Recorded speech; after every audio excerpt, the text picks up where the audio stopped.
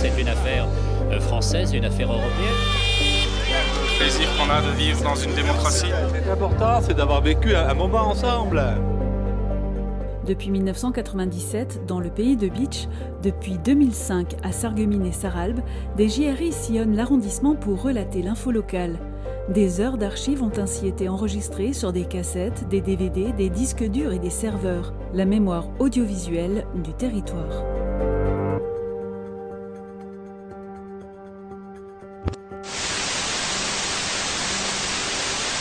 En novembre 1998, l'ouvrage du Simserhof fermait ses portes au public pour des raisons de sécurité. Un prétexte qui a permis de mener une étude pour la mise en place d'une nouvelle muséographie. En 2001, les élus du pays de Bitche découvraient le projet. Alors ce qui est prévu, c'est d'abord de conserver le patrimoine et de mettre un patrimoine et des collections militaires de très grande valeur, les mettre à la disposition des générations qui viennent, de façon à ce qu'ils puissent étudier et observer ce que nous faisions. Et puis il y aura toute une partie qu'on pourrait appeler attractive, dans une partie du fort, qui permettra aux gens et à nos visiteurs de découvrir ce qu'était la ligne Maginot, ce qu'était la vie des soldats dans la ligne Maginot, pourquoi on avait fait la ligne Maginot, et une partie spectacle et spectaculaire, un peu attractive. Donc il y aura à la fois l'aspect culturel, mémoire, et puis l'aspect attraction. Propriété de l'État, le fort a été confié au département de la Moselle et à la ville de Bitche par un protocole de 18 ans. Ce protocole en confie la gestion et l'exploitation à la ville de Bitche. À terme, cet ensemble devrait être acquis par la communauté de communes du pays de Bitche. Cette réhabilitation doit permettre de présenter de façon unique la ligne Maginot et son concept de fortification pour la période de la Seconde Guerre mondiale. Il doit également permettre de générer un flux touristique supplémentaire dont bénéficiera tout le pays de Bitche. C'est un très très beau projet. Je crois que c'est un investissement qui attirera incontestablement du public et je crois que ça sera quelque chose d'important pour le pays de Bitche au point de vue équipement touristique. Sur un coût total de 34 millions de francs, le Conseil général de la Moselle recevra 6 millions de la région Lorraine, 7 millions de l'Union européenne et 1 million de la communauté de communes du pays de Bitche. Il a demandé également un cofinancement de 6 millions de francs à l'État au titre du programme de développement du tourisme militaire du contrat de plan. Les premiers visiteurs devraient pouvoir tester les nouveaux équipements l'été prochain. Voilà bientôt 3 ans que les touristes ont déserté le fort du Simserhof. Validé en l'an 2000, le chantier est passé en phase active récemment.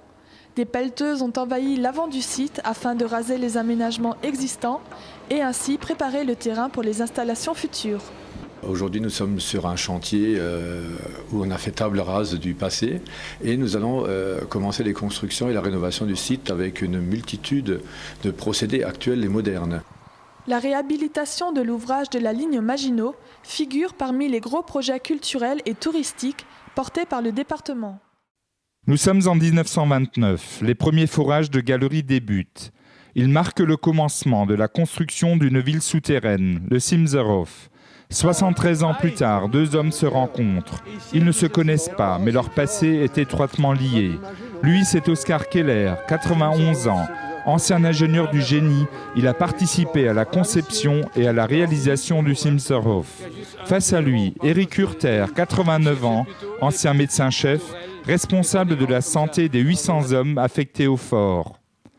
Pendant que les nombreux invités se rassemblent pour célébrer la réhabilitation de l'ouvrage, nos deux hommes se souviennent.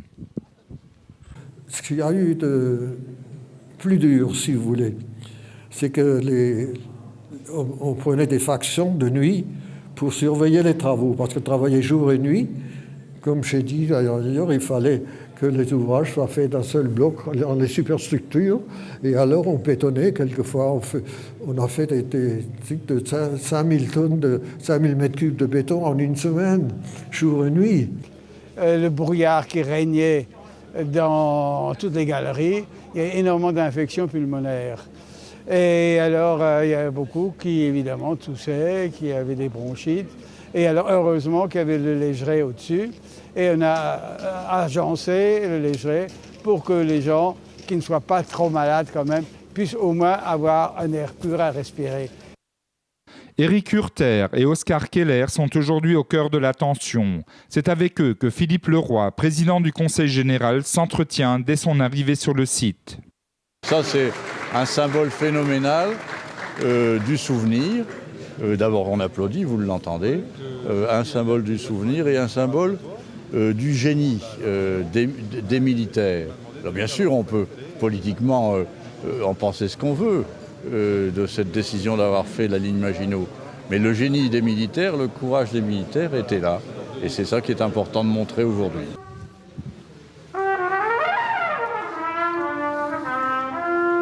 Même si les travaux de réhabilitation du fort sont déjà très avancés, la coutume veut que la pose de la première pierre ne soit pas occultée.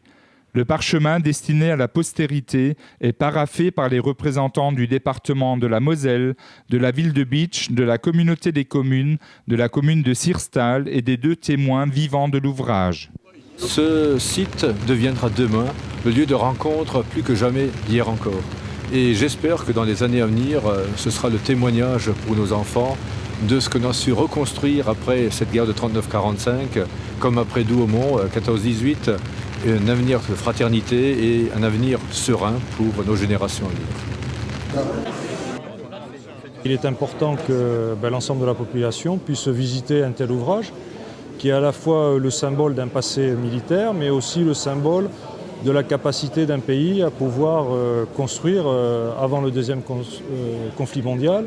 Et en particulier, lorsqu'on visite bien ce fort et que l'on voit tout ce qui a été réalisé à cette époque, eh bien, on peut y voir aussi le génie d'un pays à un certain moment de son histoire. Le parchemin est maintenant scellé à une poutre métallique de la future salle d'accueil des visiteurs du fort. Il symbolise la volonté de ne pas oublier ce que des hommes comme Oscar Keller et Éric Hurter ont vécu. Les Allemands construisent, nous avons de l'artillerie, on a communiqué ça à l'état-major en disant on ne peut pas tirer sur les Allemands parce qu'ils fichent de dos. Réponse de l'état-major, on ne tire pas sur des travailleurs. Même au moment où on nous a dit la guerre est terminée, on se demandait et qu'est-ce qui va arriver maintenant? Le temps splendide joue en faveur des entreprises qui s'occupent des travaux extérieurs au Simserhof. Pendant qu'une équipe d'ouvriers s'affaire sur le toit du futur bâtiment d'accueil des visiteurs, une rotation de camions-citernes a lieu vers l'entrée du fort. Au bout de la pompe, le béton coule à flot. Près de 100 mètres cubes sont égalisés en quelques heures. Les images nous le montrent, le chemin de coffrage forme un arrondi.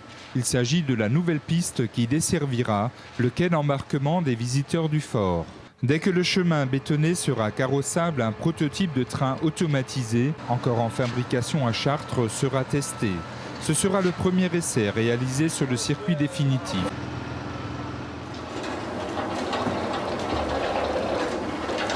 Ce wagon qui circule à l'intérieur des entrailles du Simserhof n'est encore qu'un prototype. C'est la première fois qu'il roule à l'intérieur de la ligne Maginot. Il est mis à l'épreuve pendant 3 jours et si les tests de sécurité réalisés sur ce modèle sont satisfaisants, alors il deviendra le fil conducteur du futur circuit touristique prévu dès le mois de juillet 2002. Le site doit contenir à peu près 5 wagons donc, qui vont tourner dans le fort au cours de la visite. Le véhicule est complètement autonome et aucune personne n'intervient pour le conduire depuis son départ jusqu'à la gare jusqu'au retour quand il dépose les visiteurs. La capacité d'accueil des wagonnets est de 20 personnes. Chaque wagon est équipé d'un siège adapté aux personnes à mobilité réduite. Pendant que les ingénieurs vérifient la fiabilité de ce prototype, dans un autre couloir de la ligne Maginot, on teste la scénographie. Pour la première fois, les images sont projetées sur les écrans qui occuperont une grande place dans le circuit de la future visite. On aura 7 jeux de projection dans les alvéoles, plus un jeu de projection dans l'ensemble de la galerie qui accompagnera donc les spectateurs, c'est-à-dire que les spectateurs seront en quelque sorte immergés à l'intérieur des images. Charge historique sur le Simserhof. Pour la première fois de son histoire, le Simserhof, l'un des plus importants ouvrages d'artillerie de la ligne Maginot, est vaincu par ses assaillants. Plus de 800 personnes s'étaient attroupées devant l'entrée des munitions jeudi dernier à l'occasion de son inauguration. Attendue depuis plus de 2 ans, la fin des travaux de valorisation de ce site constitue l'événement culturel majeur de l'année en Lorraine.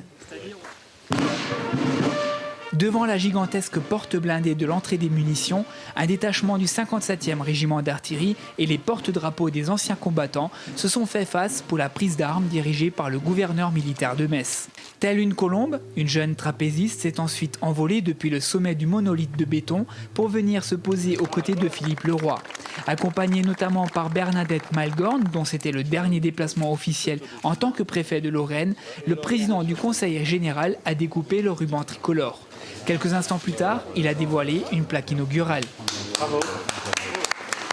Pour le département, il a semblé nécessaire de développer le tourisme militaire. Pour cela, 3 sites historiques, parmi lesquels le Simserhof, font actuellement l'objet d'un programme de réaménagement. Pour Gérard Longuet, le Simserhof sera une étape importante sur la route des fortifications lancée par le Conseil régional et qui ne manquera pas de rapprocher nos voisins européens. C'est une affaire française, une affaire européenne. C'est un lieu de réflexion, de souvenirs et je l'espère de prospective de paix entre les Européens, entre les Français et les Allemands principalement. En France, le patrimoine militaire est particulièrement riche et varié. N'étant plus en mesure d'entretenir les nombreux ouvrages de la ligne Maginot, l'institution militaire ne peut qu'encourager de tels projets de réhabilitation. Avec l'armée professionnalisée, nos effectifs, nos moyens se sont considérablement réduits.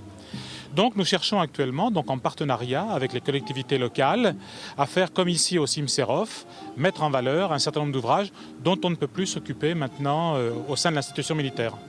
Actuellement, la découverte du Simserhof se fait par un petit véhicule motorisé qui conduit le visiteur à travers la gare et les dépôts de munitions. Selon Daniel Zins, la réouverture du Simserhof est une bouffée d'oxygène pour le tourisme local et le fort Cassot, ouvrage d'infanterie situé à Rohrbach. Imaginons que nous ayons la chance d'avoir 100 000 visiteurs et qu'ici, nous faisons de la publicité également pour le fort Cassot. Je suis intimement convaincu que le fort Cassot va doubler sa fréquentation, étant donné que c'est un ouvrage complémentaire, c'est un autre trait d'union de cette ligne Maginot. La réhabilitation du Simserhof est un ambitieux projet de valorisation culturelle et touristique mené par le Conseil général de la Moselle et la communauté des communes de Bitche et environ. Au total, 22 entreprises ont participé au chantier et plus d'une vingtaine d'emplois seront prochainement créés pour l'exploitation du site. Je vous souhaite la bienvenue au Simserhof. Sa construction s'est étendue sur près de 9 ans, de 1929 à 1938. Et son coût s'est élevé à 118 millions de francs de l'époque. Aujourd'hui, une telle réalisation dépasserait les 70 millions d'euros. Le 10 000e visiteur vient de franchir les grilles du fort du Simserhof. Embarqué sur le train, Albert Haas retrouve des sensations qu'il a connues il y a plus de 60 ans. Ancien lieutenant-colonel, il était affecté à l'ouvrage du Horwald en Alsace.